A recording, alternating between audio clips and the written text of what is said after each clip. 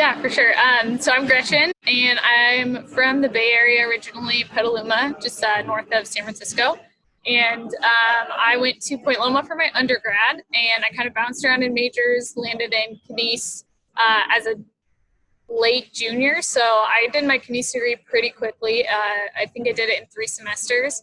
And then ended up coming back to Point Loma, I think like 3 years later, 2.5, something like that, to do my master's in kinesiology. And I had Dr. Aguinaldo's biomechanics class in undergrad, my last 8 weeks of undergrad. And it was kind of like, oh, hey, like, this is super cool. If only I wasn't graduating and like maybe to get a job in 8 weeks, I would totally look into this more.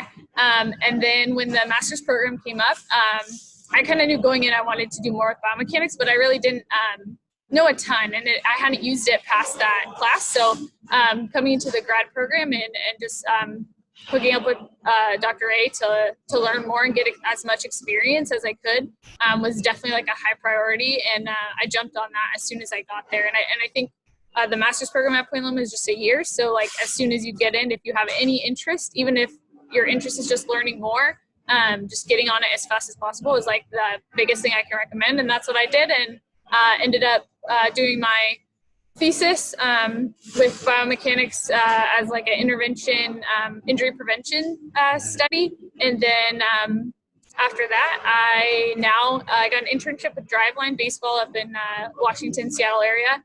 And now I work full time with them doing like research studies with like biomechanics and just regular athlete assessments too with biomechanics, but in their research and development department. So specifically in baseball, right? You're in baseball. Correct. Biomechanics and whatnot. Yeah. So let me kind of rewind a little bit to your undergrad. Why don't you share when was the first time you learned about biomechanics or heard the term? Was it in my class? It was in your class. When we got scheduled, we were told we have to take that quad class. And the title of the class was the first time I'd ever really heard of it. And the first time I'd ever talked about it was day one of your class. That's good, because part of the thing, what we're trying to do is promote the science, obviously, because compared to biology, chemistry, physics, biomechanics, is, especially for high school students coming in, they've never heard of it. Yeah. And so now it's starting to get a little bit more mainstream. I'm getting encouraged, especially when you've got peers who have, like yourself, who've gone on to get a career and a lot of cool stuff. Can you kind of dive in a little bit? Number one, in your master's, you did a thesis, and it was baseball related. Can you explain a little bit more about that project? Yeah, so I came in and did my thesis in basically kind of an injury prevention and performance mindset. So we looked at lower extremity balance with the drive leg. So for a pitcher, their back leg, the one they push off of, looking at if we improved their single leg balance and limits of stability. If we did a certain intervention program, would we improve those balance metrics, and how would it affect their performance? And also how would it impact their we looked at elbow valgus torque, so like a biomechanical metric that's kind of linked to injury and injury risk in a way. So we looked at both health and performance for a player. So I used the Point Loma baseball team, which was really awesome to just have them available and like be able to work with them and their coaches just on campus. And I got to do that, and we ran into some limitations with just the nature of the study, but we got through it, and the results in the end were not significant. We didn't see much change between groups. We had both a group that did our program and a group that didn't. And we didn't see a difference between the two, so there wasn't a huge difference in doing the intervention or not. But we looked at it, and I ended up doing a thesis on it, and I didn't get to present it. I was going to get to present it, but coronavirus stopped that. But I post it for a conference, and then right. Hopefully we'll get that published and everything. But we got to look at that, and just being able to do that on campus with the facilities Point Loma has is something that like not a lot of people have at their Mhm. fingertips in undergrad or grad school. Well, I think you're being a little bit modest. Your study did get accepted by the American College of Sports Medicine to be presented. It's just, out of our control that none of us were able to present at Yeah, ACSM this year, but it was published in MSSC. So yeah. definitely kudos for that, for sure. Thanks. So now you said you're now at Driveline. You did an internship there. You now work there full time. Kind of share with us a day in the life of Gretchen, the biomechanist, the baseball biomechanist at Driveline.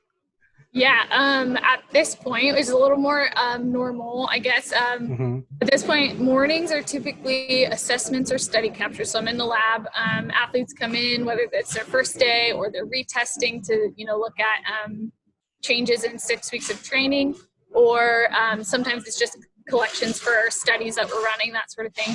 So I'm in the lab, set up the lab, meet the athletes. I just run mainly the motion capture side of it. So I'll mark them up, use this.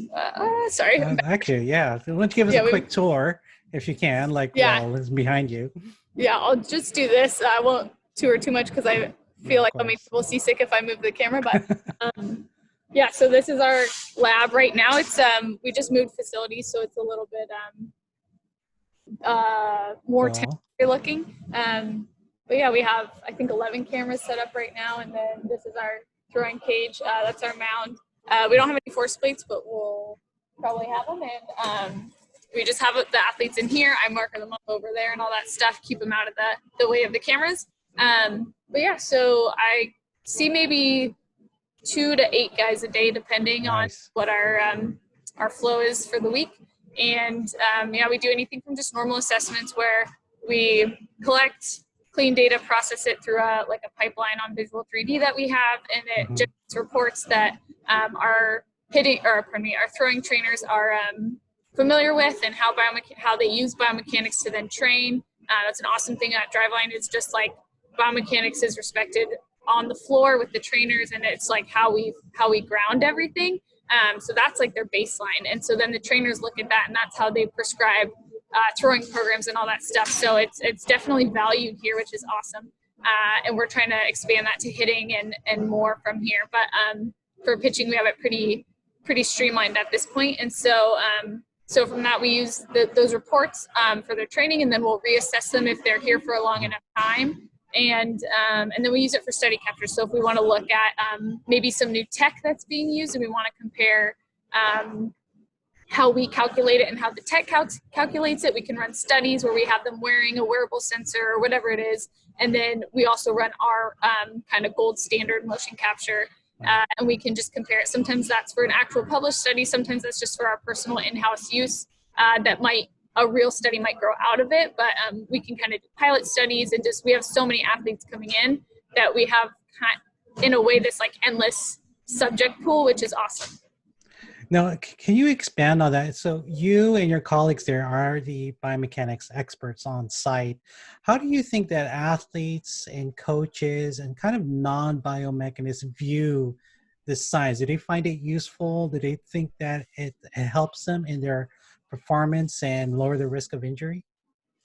Yeah, I think definitely here, anyone who's coming here knows that that's what we do. So I think that's a huge positive side for us, is like we know that what we're doing is valued by these athletes, or maybe by their trainers or whoever is encouraging them to come here, because they want to be here and they're choosing to be here. So that's definitely a positive side about being in a place like this, is that the biomechanics, the work that we're doing, we know is getting implemented and getting used. I think the athletes that come in here, like, this is the weirdest part for them, because it's day one, they come in, they strip down to their shorts, and we put markers on them and they throw. But then once they get that biomechanics report, they have a one-on-one meeting with their trainers, and then they go through that and they start to see like, wow, this is why we're using this. This is why we calculate this. And then they can understand why they're programmed the way they are.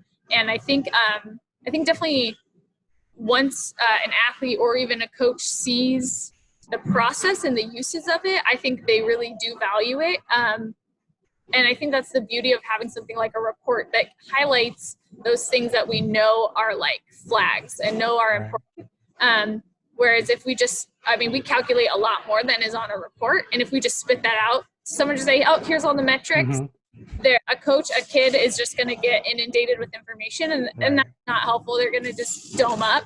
And so, yeah, we definitely like for the coaches or we don't get a ton of coaches. Sometimes they'll come with players will come with coaches, but our coaches obviously value it. That's how they base their programming.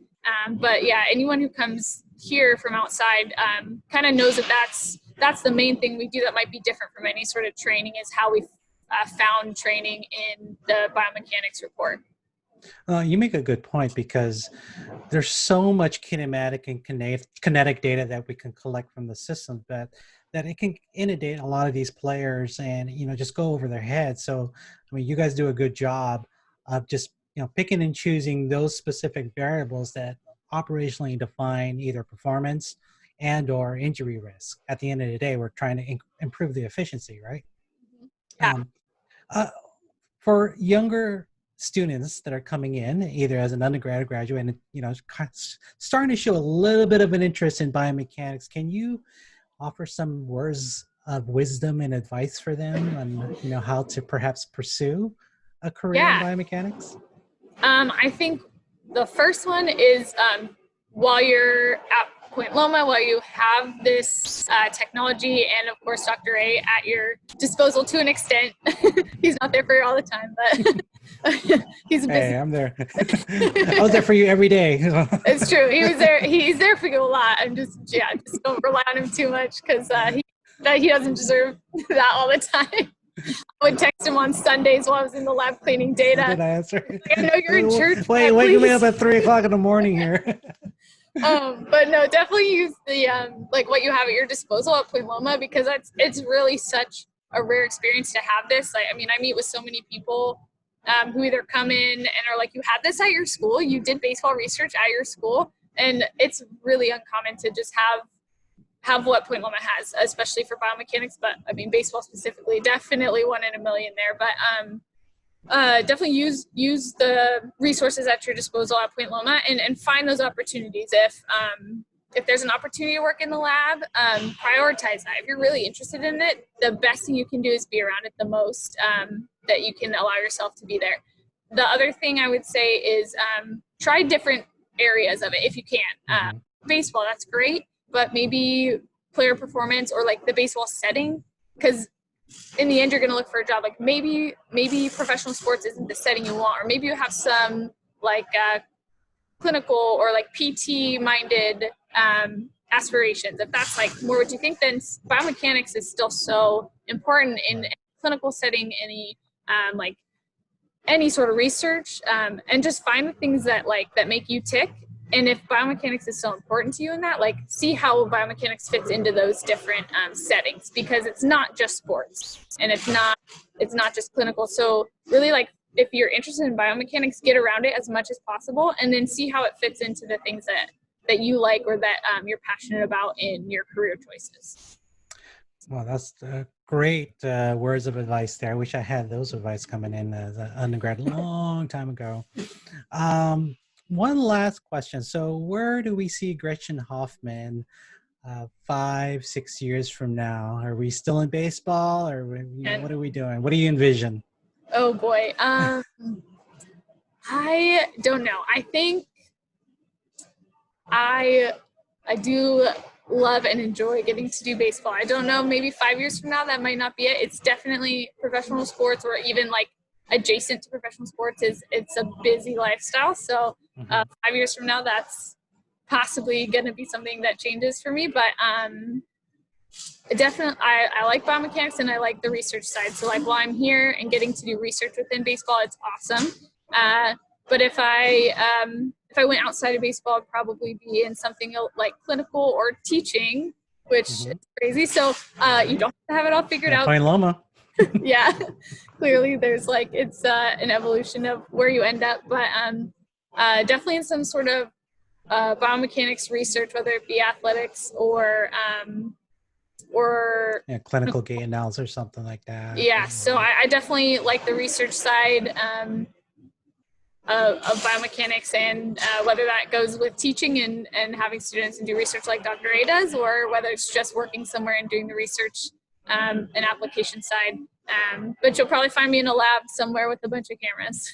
Well, no, or I mean, it could be markerless by then. You know, I mean, That's true. But still it's cameras. well, yeah, you still cameras, but not as much cleaning processing as Yes. you well know. Yes. I guess one word of advice I would say is this is something that Dr. A told me that I will never forget. If you spend more than an hour on one take cleaning it, especially for outdoor data, just stop and maybe revisit it, see if there's other things you can do. But one of the first pitches I was cleaning was horrifically captured in the sunshine, and it took me over 6 hours to clean this. And I told him later, and he was like, just stop after an hour. Yeah. That might be the best thing I could have heard.